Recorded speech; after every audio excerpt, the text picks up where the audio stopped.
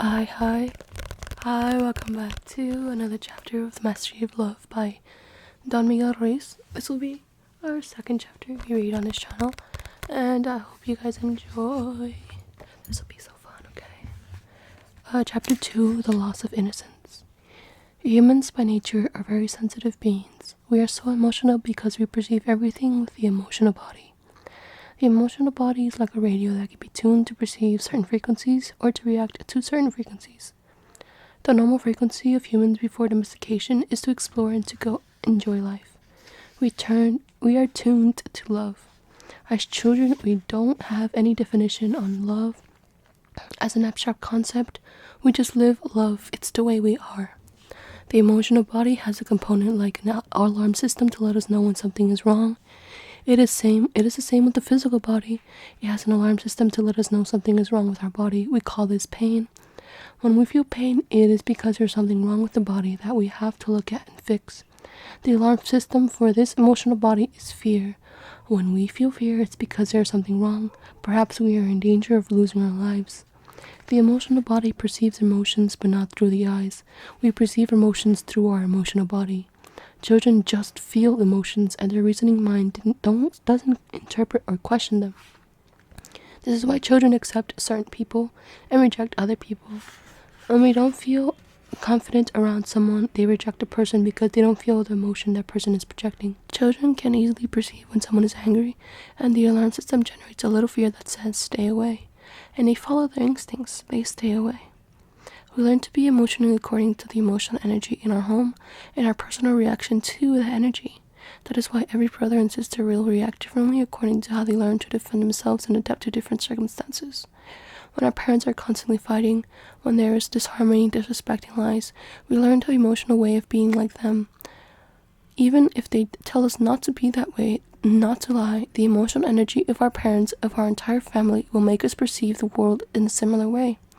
The emotional energy that lives in our home is going to tune our emotional body to that frequency. The emotional body starts to change its tune, and it is no longer the normal tune of that human being.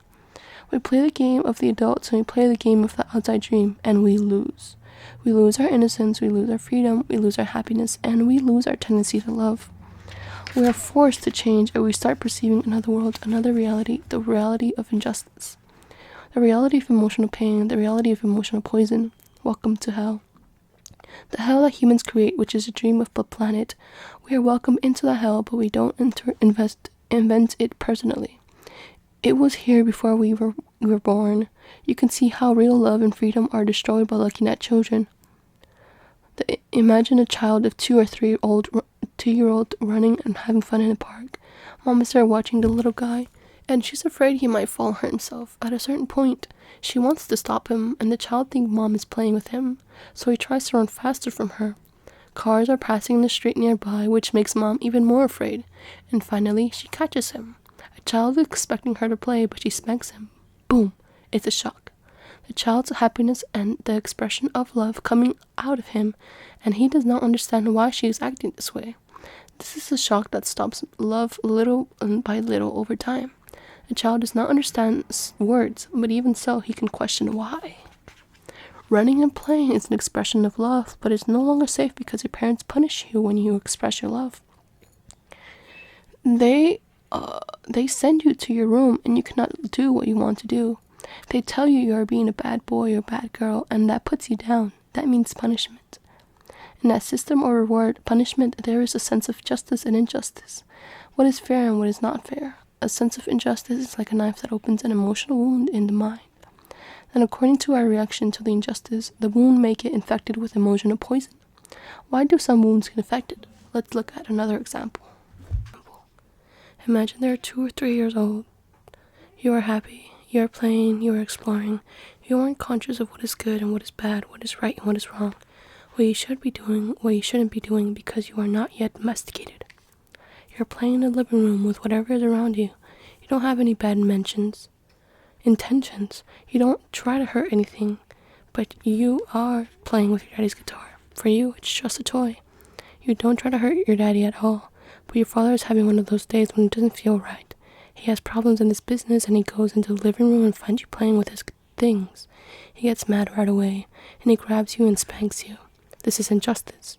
From your own point of view, your father just comes, and with anger he hurts you. This was something you trusted completely because he is your daddy, someone who usually protects you and always allows you to play and allows you to be you. Now there's something that doesn't quite fit. The sense of injustice is like a pain in your heart. You feel sensitive, it hurts and makes you cry. But you cry not just because he spanks you. It's not the physical aggression that hurts you. It's the emotional aggression you feel is not fair. You didn't do anything. The sense of injustice opens a wound in your mind. Your emotional body is wounded. And in that moment, you lose a little part of your innocence. You learn that you cannot always trust your father. Even if your mind doesn't know that yet. Because your mind doesn't analyze. It still understands. I cannot trust. Your emotional body tells you there is something that you cannot trust and that something can be repeated.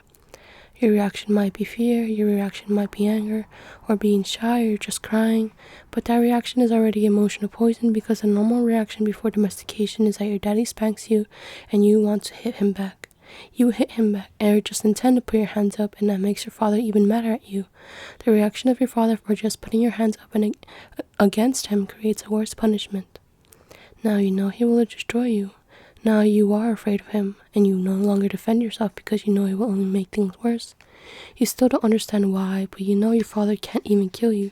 This opens a fierce wound in your mind. Before this, your mind was completely healthy. You were completely innocent.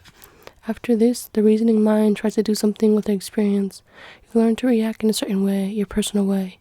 You keep that emotion with you, and it changes your way of life. This experience will repeat itself more often now. The injustice will come from mom and dad, from brother and sister, from aunts and uncles, from your school, from society, from everyone. With each fear, you learn to defend yourself, but not the way you did before domestication. When you would defend yourself, you just kept playing.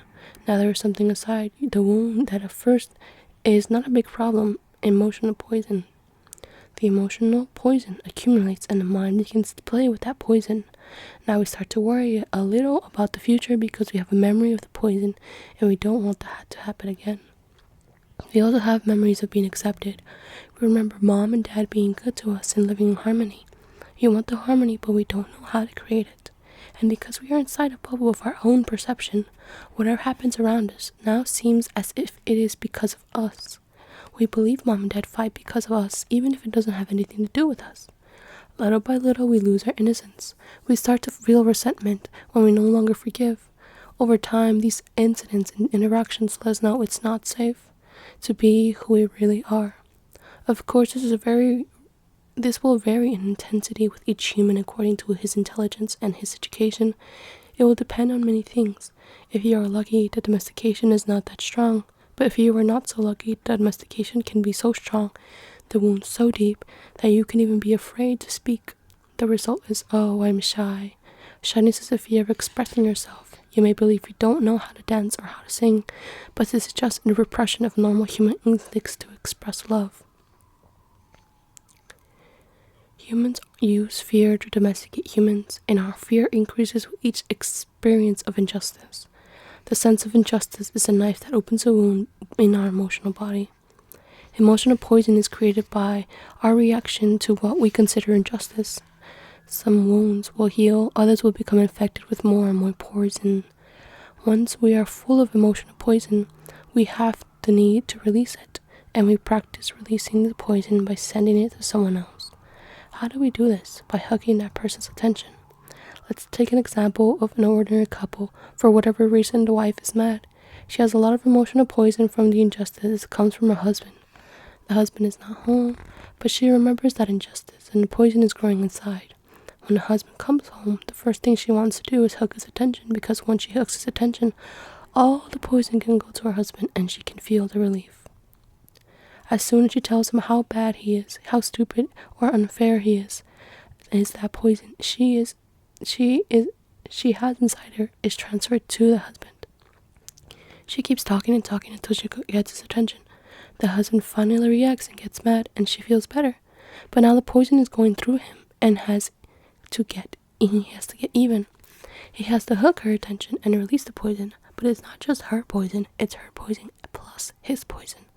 If you look at this interaction, you will see that they are touching each other's wounds, and playing ping pong with emotional poison.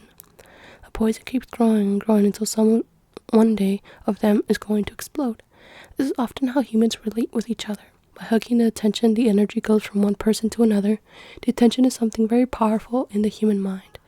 Everyone around the world is hunting the attention of others at all time.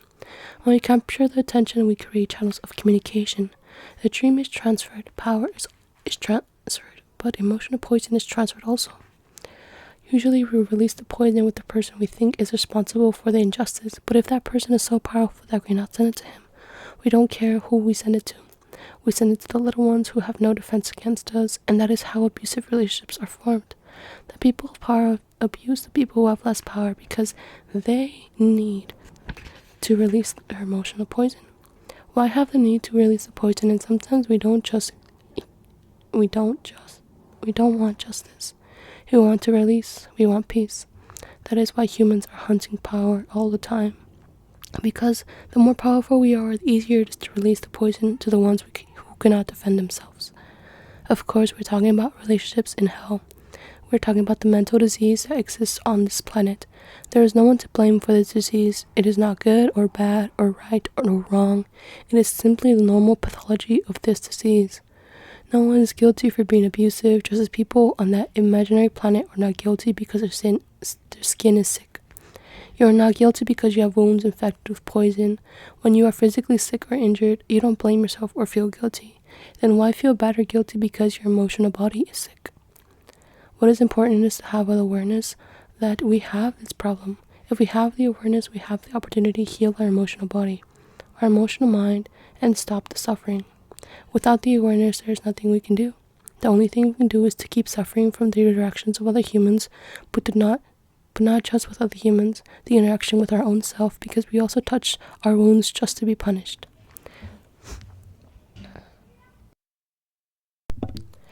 In our mind, that part of us is always judging. The judge is judging everything we do, everything we don't do, everything we feel, everything we don't feel. We're judging ourselves all the time, and we are judging everyone else all the time based on what we believe and based on a sense of justice and injustice. Of course, we find ourselves guilty and we need to be punished. The other part of our mind that receives the judgment and has the need to be punished is the victim. The part of me that says, poor me, I'm not good enough, I'm not strong enough, I'm not intelligent enough, why should I try? When you were a child, you could not choose what to believe and what not to believe. The judge and the victim are based on all those false beliefs you didn't choose. When that information went into your mind, you were innocent. You believed everything. The belief system was put inside you like a program by the outside dream. The Toltecs call this program the parasite. The human mind is sick because it has a parasite that steals its vital energy and robs it all of joy. The parasite is all those beliefs that make you suffer. Those beliefs are so strong that years later, when you learn new concepts and try to make your own decisions, you find those beliefs still control your life. Sometimes the little children inside you that comes out, the real you that stays at the age of 2 or 3 years old, you are living in the moment and having fun, but there is something pulling you back. Something inside feels unworthy of having too much fun. An inner voice tells you that your happiness is too good to be true. If it isn't right to be happy, all the guilt, all the blame, all the emotion poison in your emotional body keeps pulling you back into the world of trauma. The parasite spreads like a disease from our grandparents to our parents to ourselves, and then we give it to our own children. We put all those programs inside our children the same way we train our dog. Humans are domesticated animals, and this domestication leads us to the dream of hell where we live in fear. The food for the parasite is the emotion that comes from fear. Before we get the parasite, we enjoy life, we play, we are happy like little children. But after all that garbage is put into our minds and we are no longer happy, we learn to be right and to make everyone else wrong. The need to be right is a result of trying to protect the image we want to project on to the outside. We have to impose our way of thinking not just onto other humans, but even upon ourselves. With awareness, we can easily understand why relationships don't work with our parents, with our children, with our friends, with our partner, even with ourselves. Why doesn't the relationship with ourselves work? Because we are wounded and we have all that emotional poison that we can hardly handle. We are full of poison because we grow up with an image of perfection that is not true, which does not exist, and in our mind it isn't fair. We have to see we have seen how we create that image of a perfection to please other people, even though they create their own dreams that has nothing to do with us. We try to please mom and dad, we try to please our teacher, our minister, our religion, our God. But the truth is that from their point of view, we're never going to be perfect. The image of perfection tells us how we should be in order to acknowledge that we are good, in order to accept ourselves. But guess what? That is the biggest lie we believe about ourselves, because we are never going to be perfect, and there is no way that we can forgive ourselves for not being perfect. The image of perfection changes the way we dream. We learn to deny ourselves and reject ourselves. We're never good enough, or right enough, or clean enough, or healthy enough according to all those beliefs we have. There is always something the judge can never accept or forgive. This is why we reject our own humanity. This is why you are never deserved to be happy. This is why we are searching for someone who abuses us, someone who will punish us, who we have a very high level of self-abuse because of the image of perfection. When we reject ourselves and judge ourselves, we find ourselves guilty and punish ourselves so much it looks like there is no love. It looks like there is only punishment, only suffering, only judgment in this world. Hell has many different levels. Some people are very deep in hell, and other people are hardly in hell, but still they are in hell. There are very abusive relationships in hell, and relationships with hardly any abuse. You are no longer a child, and if you have an abusive relationship, it is because you accept that abuse, because you believe you deserve it. You have a limit to the amount of abuse you will accept, but no one in the world abuses you more than you abuse yourself. The limit of your self-abuse is the limit you will tolerate from other people. If someone abuses you more than you abuse yourself, you walk away, you run, you escape. But if someone abuses you a little less than you abuse yourself, perhaps you stay longer. You deserve that abuse. Normally, in a normal relationship in hell, it's about payment for an injustice. It's about getting even. I abuse you the way you need to be abused, and you abuse me the way I need to be abused. We have a good equilibrium. It works. Of course, energy attracts the same kind of energy, the same vibration. If someone comes to you and says, "Oh, I'm so abused," and you ask, "Well, why do you stay there?" He doesn't even know why. The truth is, he needs that abuse because that is the way he punishes himself. Life brings you to exactly what you need. There is perfect justice in hell. There is nothing to blame. We can even say that our suffering is a gift. If you just open your eyes and see what is around you, it's exactly what you need to clean your poison, to heal your wounds, to accept yourself, and to get out of hell. Thank you for coming to chapter 3. Goodbye.